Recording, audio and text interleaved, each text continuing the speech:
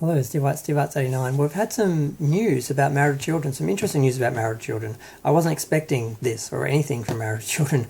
Now, I'm a fan. I've been a fan since I was a kid. I have my Bundy box, which is usually on my bookshelf, which is proudly on display. I've got the Funko cast toys and everything. I am a fan. It's a very different experience watching the show as an adult when you grew up watching it as a kid. I must say I did watch it a couple of years ago. Now, the show, if you all know, was very successful. It ran on Fox for a full decade from 87 to 97. It had 11 seasons. It was a big hit, but it was cancelled. It wasn't announced. It was just all of a sudden. Everyone thought they were coming back for the next season. There was no final episode written, and they just cancelled it, didn't tell anyone, and everyone just found out in the media. The cast found out when we found out, and everyone was shocked. And there's always been talk of the show coming back because it was always popular. It always had an audience. And the only reason why it was cancelled would seem to be political issues. Fox wanted to change its look. Things becoming more politically correct, and the series being always very controversial. And the only real monetary justification would be that the cast was being paid more and more as the show went on. And the more the production costs, the less they're actually profiting from it. But that still wouldn't have been a huge difference from season to season.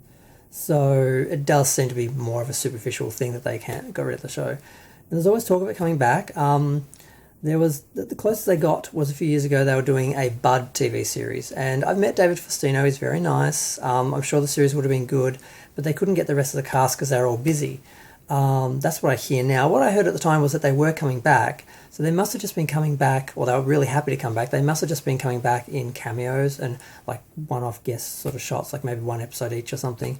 And that wasn't enough to sell the series just on Bud alone. Basically, he was divorced and he moved back into his family home, and I don't see how that would work without the other family members present in the stories and in the house. So that didn't happen. And the next talk was that they were going to do a reunion recently because all the cast was sort of not available, but they had more availability because Modern Family had ended, so Ed O'Neill was available. So there was talk of it, but it didn't happen. And now what they're doing is an animated series.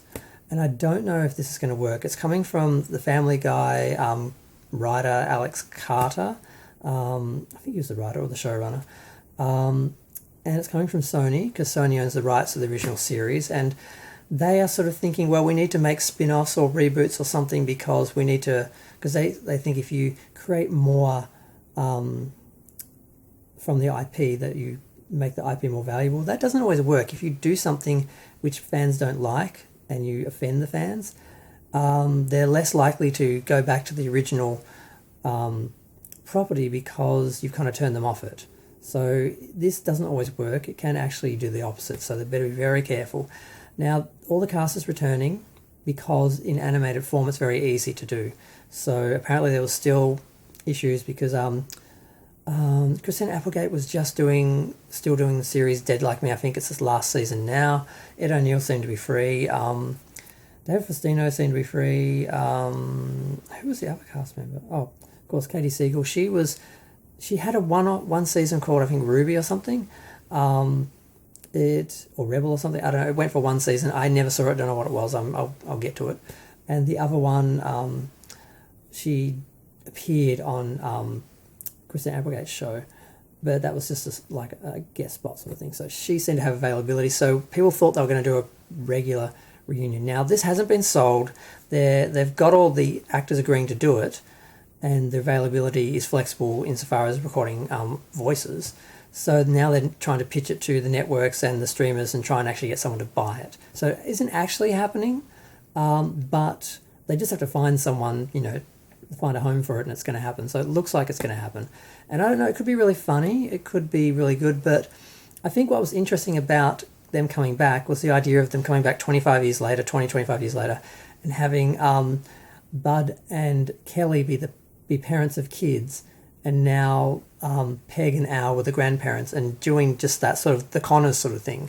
I thought that would have really worked and would have been really interesting. And then to, look at the world today through the Bundy's eyes would have been kind of amazing and kind of scary. And I think they had some real merit to that, but they're not going with that now because it looks like they're just going to do a redo of the original, and they're all going to be playing themselves pretty much as they were. I can't see them, changing a lot. I think that's just going to be them playing themselves, sort of the four, sort of as a family again. There's no talk of it being updated for the time and that they're all going to be older and have kids or anything like that. But maybe they are doing it like that. I'm not sure. That's not what I'm hearing though. But it's weird though. When I went back and watched the series, the politics was so offensive. It's so right wing, and all the female and politically correct stereotypes. It was really hard to watch as an adult, especially a very progressive left-leaning adult. Because when I watched as a kid, I watched mostly the first 5 or so seasons. I didn't see the last 4 or 5 seasons. I just saw a few episodes here and there because I couldn't get the network that they changed to about in season 6, because I didn't see it from 7 when they had that kid 7, so I wasn't as familiar with those episodes, and that's when it got all about No Ma'am and all about politics, and it lost a lot of its charm from the first few seasons, and a lot of it was very politically motivated in the last few years. So I think that's part of the reason why it got cancelled and part of the reason why they couldn't get it back, because people were turned off by that part of the show, not so much the family, which was what was really driving the first 5 or so seasons. But then they sort of had trouble, they sort of ran out of those ideas just around the family and that, and then they got into politics, and it kept them going for a few years, but I think it kind of hurt them in the long run.